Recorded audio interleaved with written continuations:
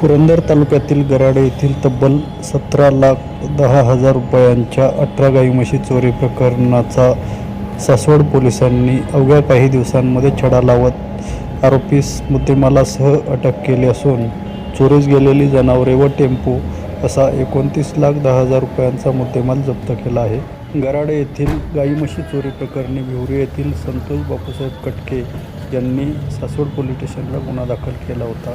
Police निरीक्षक संतोष गुळवे यांच्या मार्गदर्शनाखाली CCTV फुटेज व तांत्रिक विश्लेषण तसेच गोपनीय माहितीच्या आधारे खेड तालुक्यातील गडद गावातील गोठ्यातून महादेव जेवर यादव ताब्यात घेतले असून न्यायालयाने 4 दिवस पोलीस कोठडी सुनावली आहे. उर्वरित गाई म्हशी फडतरवाडी तालुका खटाव येथून जप्त करण्यात आल्या आहेत. पोलीस अधीक्षक संदीप सिंह गिल यांच्या मार्गदर्शनाखाली सदर कारवाई पार पडली.